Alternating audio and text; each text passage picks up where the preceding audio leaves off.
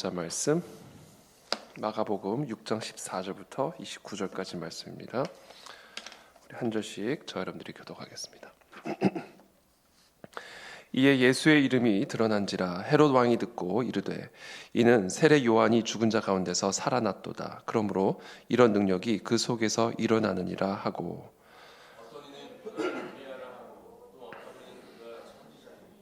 선지자 중에 하나와 같다 하되 헤롯은 듣고 이르되 내가 목벤 요한 그가 살아났다 하더라.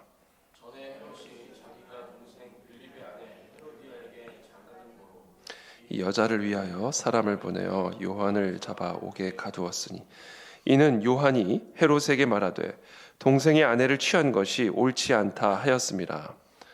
헤로디아가 요한을 원수로 여겨 죽이고자 하였으되 하지 못한 것은 헤롯이 요한을 의롭고 거룩한 사람으로 알고 두려워하여 보호하며 또 그의 말을 들을 때에 크게 번민을 하면서도 달갑게 들음이러라. 마침 기회가 좋은 날이 왔으니 곧 헤롯이 자기 생일에 대신들과 천부장들과 갈릴리의 귀인들로 더불어 잔치하였으니 헤로디아의 딸이 친히 들어와 춤을 추어 헤롯과 그와 함께 앉은 자들을 기쁘게 한지라.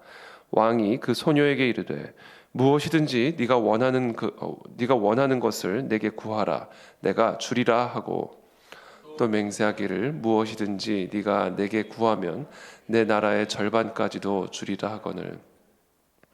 그가 나가서 그 어머니에게 말하되 내가 무엇을 구하리이까? 그 어머니가 이르되 세례 요한의 머리를 구하라 하니 그가 곧 왕에게 급히 들어가 구하여 이르되 세례 요한의 머리를 소반에 얹어 곧 내게 주기를 원하옵나이다 하니 왕이 심히 근심하나 자기가 맹세한 것과 그 앉은 자들로 인하여 그를 거절할 수 없는지라. 왕이 곧 시병 하나를 보내어 요한의 머리를 가져오라 명하니 그 사람이 나가 옥에서 요한을 목베어 그 머리를 소반에 얹어다가 소녀에게 주니 소녀가 이것을 그 어머니에게 주니라. 요한의 제자들이 듣고 와서 시체를 가져다가 장사하니라. 아멘.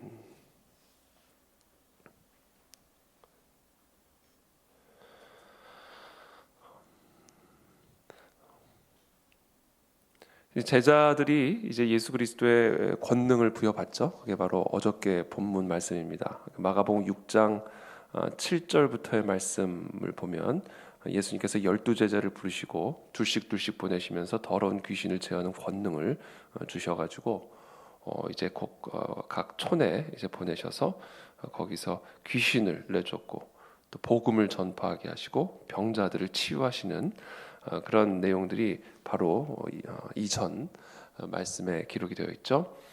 이제 이 제자들이 이제 활동하면서 이제 예수님이 활동하는 것에서 이제 더 한 단계 나아가서 이제 예수님의 제자들이 예수 그리스도의 권능을 위임을 받아가지고 그와 같은 권능을 곳곳에 다니면서 흩어져서 행하게 되니까 이 예수님의 이름이 막 더 급속하게 이제 드러나게 되고 전파가 되기 시작하게 된 겁니다. 이제 급기야 그 예수 그리스도의 이름이 이제 헤롯 왕의 귀에까지 이제 들어가게 된 겁니다. 이 예수 그리스도의 이름, 이건 결국 이 예수 그리스도의 이름을 통해서 나타나는 능력, 하나님의 능력이죠. 하나님의 능력. 예수 그리스도는 하나님이시니까 그 예수 그리스도를 통해서 나타나시는 성령 하나님의 능력이 나타나게 되면서 그분의 이름이 헤롯 왕의 귀에까지 들어가게 된 겁니다. 자, 이처럼 이제 예수 그리스도의 이름, 예수 그리스도의 권능이 많은 사람들에게 알려지기 시작하게 되자 아마도 그 능력의 근원에 대한 논쟁이 이제 붙었던 것으로 보여집니다. 도대체 이 듣도 보도 못한 이 능력은 어디서부터 나온 것일까? 많은 사람들이 궁금해하지 않았겠습니까?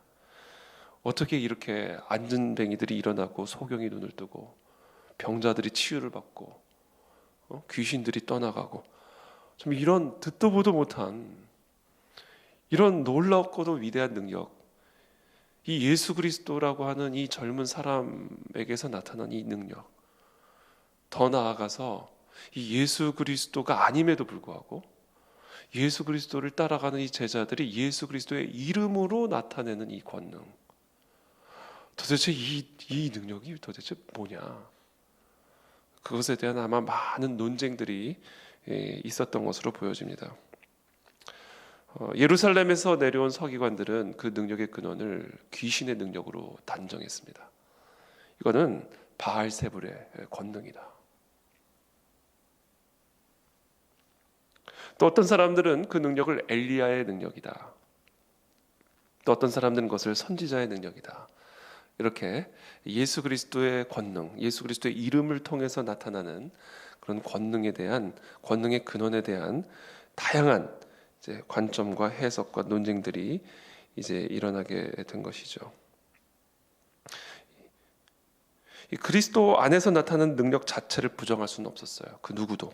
그건 너무나 명명백백했던 그런 능력이었기 때문에 그 능력 자체를 부정할 수는 없었습니다. 그러나 그 능력의 근원을 하나님의 능력이라고 인정할 수는 없었습니다.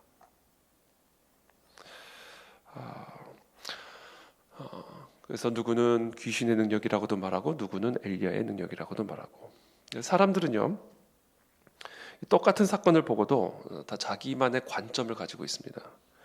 다 자기 나름대로의 해석 그리고 자기 나름대로의 판단을 갖게 되는 것이죠. 그리스도에 대한 이 시기심과 질투심으로 가득했던 서기관들, 그들은 예수님의 권능을 보고는 귀신의 능력으로 폄훼했습니다. 저건 하나님의 능력이 아니라 귀신의 능력이라고 폄훼했어요. 자신의 마음에 그리스도를 향한 시기심, 질투심, 그리고 그 시기와 질투로 인한 미움의 마음으로 가득하면 그와 같은 렌즈를 통해서 예수님을 바라보니까 그 능력을 귀신의 능력으로 보게 되는 것이죠. 그만큼 우리의 마음이라는 게 그렇게 중요한 겁니다. 저는 저와 여러분들의 마음밭이 아름답고 건강하고 깨끗한 마음이 되시기를 축복합니다. 그때 그리스도의 능력을 그리스도의 능력으로 보는 거예요. 그때 우리가 그리스도를 제대로 마음이 청결한 자는 복이 있나니, 그렇죠? 마음이 청결해야 하나님을 보고 마음이 청결해야 하나님의 능력을 누리게 되는 겁니다. 그렇죠? 구약적 사고 방식에 익숙했던 당시 유대인들, 저는 엘리야다 엘리야. 그러니까 그 마음과 생각에 구약의 말씀, 구약의 약속으로 가득했던, 엘리야가 온다고 그러셨으니까 저런 능력은 엘리야가 아니고서는 저런 능력이 나타날 수 없다. 그렇죠? 선지자다, 선지자. 이와 같은 자신의 마음 안에 있는 가득한 것으로 동일한 사건을 바라보면서 완전히 다른 관점과 해석들을, 특별히 예수 그리스도에 관하여, 예수 그리스도의 이름과 그 능력에 관하여 다양한 관점과 다양한 해석을 내놓는 것을 우리가 보게 됩니다. 그런데 이 헤롯 왕의 관점은 또 독특해요. 우리 14절부터 16절까지 함께 읽겠습니다. 시작.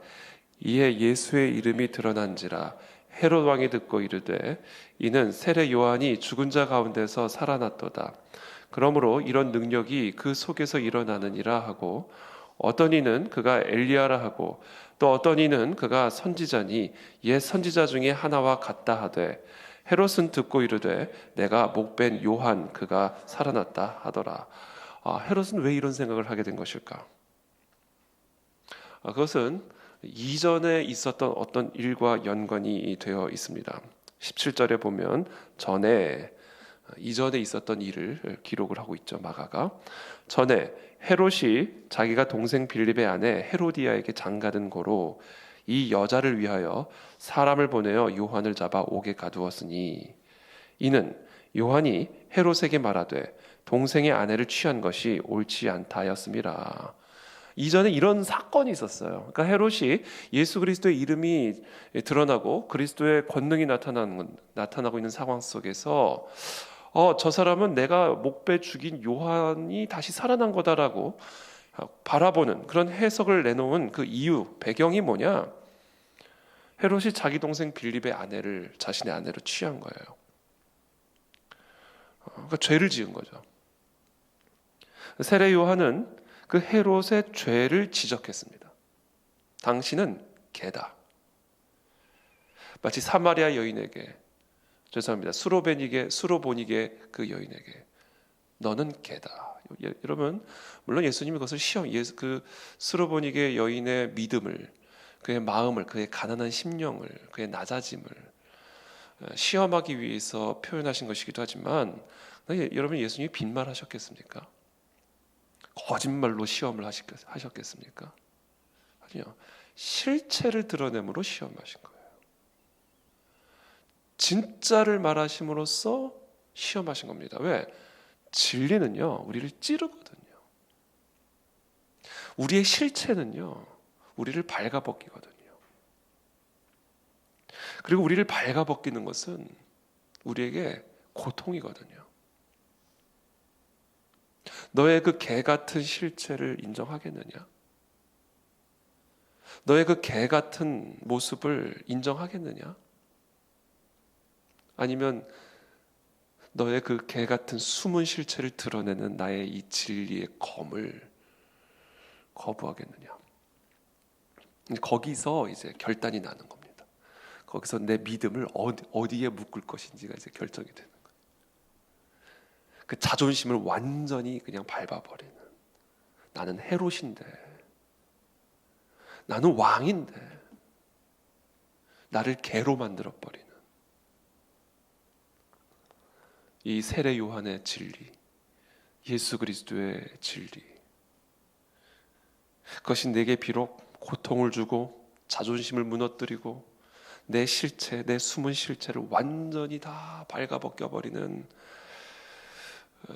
그런 성령의 검 앞에서 무릎을 꿇겠느냐, 아니면 너도 그 칼을 쥐겠느냐.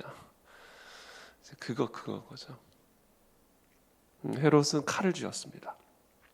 수르보니게 여인은 그 앞에 무릎을 꿇은 것이죠. 저는 우리의 실체를 드러내시는, 우리의 치부를 드러내시고 우리의 정말 개 같은, 우리 안에 숨겨진 포장된 본성들을 그리스도의 진리가 드러내실 때 그 앞에 옳소이다, 주여 옳소이다, 내가 죄를 지었습니다, 내가 죄인입니다, 나는 개입니다 라고 고백할 수 있는 저와 여러분들이 되시기를 예수님 이름으로 축복합니다. 그 사람에게만 소망이 있습니다. 그 사람에게만 구원이 있습니다. 그 사람에게만 그리스도의 이름 안에 있는 권능이 나타날 수가 있다. 그러나 헤롯은 이와 같은 세례 요한의 진리의 검 앞에서 자기가 갖고 있는 정치적인 검을, 군사적인 검을 끄집어냅니다. 그래서 죽이고 싶었어요. 그 검으로. 차마 죽일 수는 없었어요. 왜? 두려웠기 때문에. 진리를 말하는 사람 앞에서는요, 두려움이 있습니다. 20절에 헤롯이 요한을 의롭고 거룩한 사람으로 알고 두려워하여 보호하며 또 그의 말을 들을 때에 크게 번민을 하면서도 달갑게 들으미러라. 마침 기회가 좋은 날이 왔으니 곧 헤롯이 자기 생일에 대신들과 천부장들과 갈릴리의 귀인들로 더불어 잔치할세. 헤로디아의 딸이 친히 들어와 춤을 추어 헤롯과 그와 함께 앉은 자들을 기쁘게 한지라. 왕이 그 소녀에게 이르되 무엇이든지 네가 원하는 것을 내게 구하라, 내가 주리라. 실언이죠. 뭘 구할지를 알고. 그러니까 지금 이 헤롯이 자기 권력에 취해서, 술에 취해서, 흥에 취해서 원하는 것은 뭐든지 내가 다 주겠다. 또 맹세하기를 무엇이든지 네가 내게 구하면 내 나라의 절반까지라도 주리라 하거늘. 이건 너무 과한 거죠.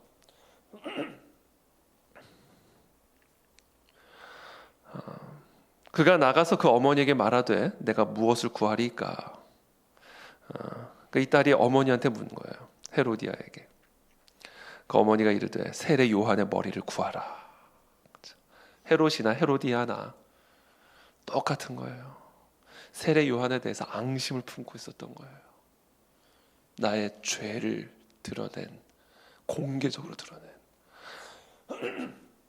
왕과 왕비의 왕관으로 철저하게 가리고 있었던, 자신에게 주어진 정치적인 권위로 철저하게 숨기고 있었던 내 안에 숨겨진 개된 모습을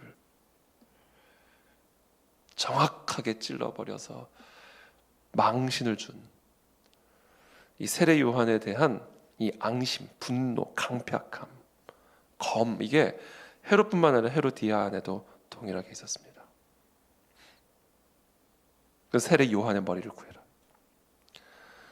그가 곧 왕에게 급히 들어가 구하여 이르되 세례 요한의 머리를 소반에 얹어 곧 내게 주기를 원하옵나이다 하니 왕이 심히 근심하나 자기가 맹세한 것과 그 앉은 자들로 인하여 그를 거절할 수 없는지라.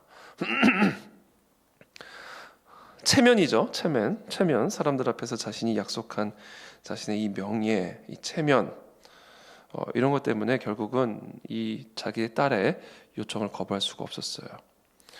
27절에 왕이 곧 시위병 하나를 보내어 요한의 머리를 가져오라 명하니 그 사람이 나가 옥에서 요한을 목베어 그 머리를 소반에 얹어다가 소녀에게 주니 소녀가 이것을 그 어머니에게 주니라. 요한의 제자들이 듣고 와서 시체를 가져다가 장사하니라.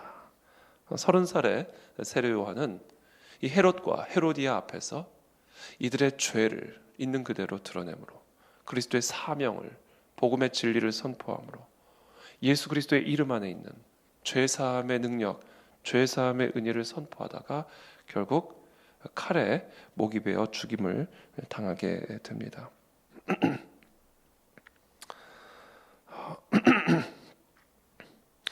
저는 오늘 이 본문 말씀을 통해서 죄송합니다.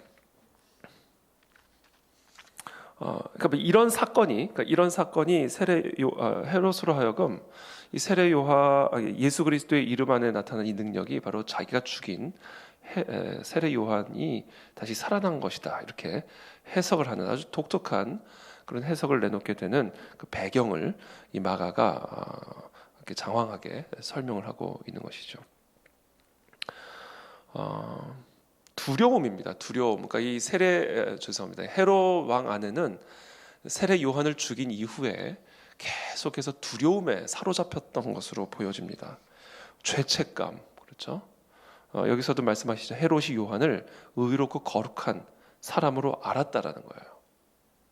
그러니까 찔리면서도 자신의 이 죄성을, 자신의 죄를 드러내는, 그래서 자신의 마음 안에 정말 찔림이 있었기 때문에 헤롯은 요한을 너무 미워하고 정말 죽이고 싶을 만큼 증오했지만, 그러나 동시에 이 요한을 두려워하는 마음을 가지고 있었고, 그의 말을 들을 때에 크게 번민을 하면서도 이게 달갑게 들었다는 거예요.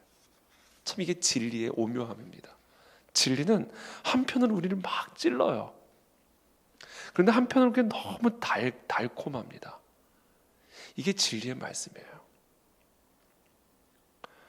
번민을 하면서도 달갑게 들음이로라. 그래서 헤롯은 요한을 두려워하는 그런 마음을 가지고 있었던 겁니다. 그런데 오늘 배경에 설명된 이런저런 일들로 인해서 결국은 어쩔 수 없이 헤롯이 요한을 죽이게 되는 것이죠.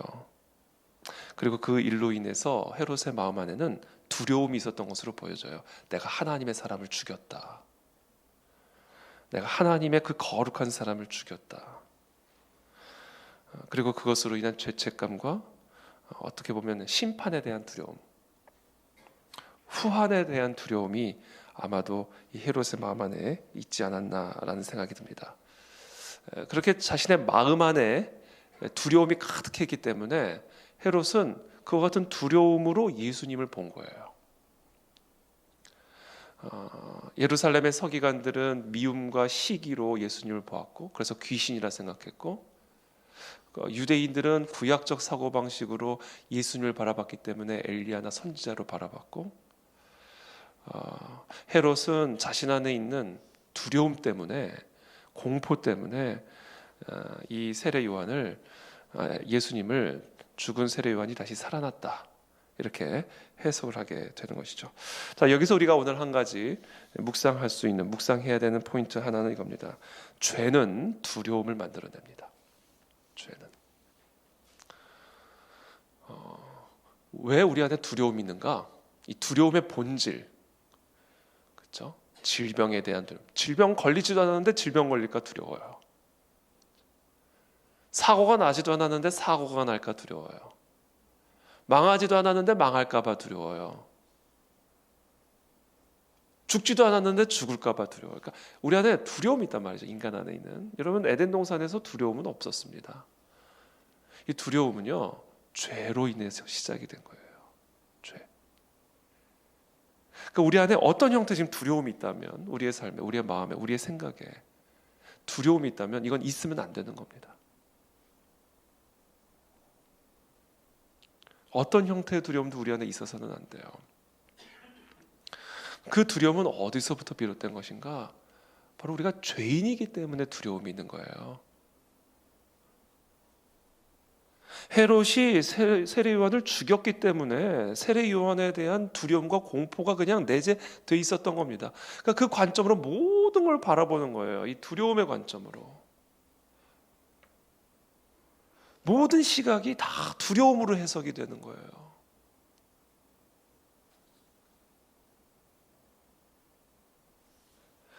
우리의 마음 안에, 우리의 생각 안에 또는 우리의 관점 안에 이 두려움으로 가득한 이유는 그 근본이 뭐냐? 그 죄 때문이에요. 죄.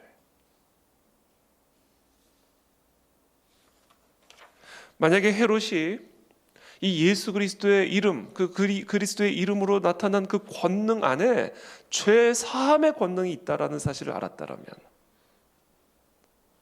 그렇다면 이 헤롯 대왕이 어땠을까? 헤로디아가 어땠을까? 그래도 이렇게 강팍한 마음을 가지고 그리스도의 복음을 전하는 세례 요한을 칼로 죽였을까? 그리고 결국 자신들도 망했을까? 여러분, 저는 이 시간 축복합니다.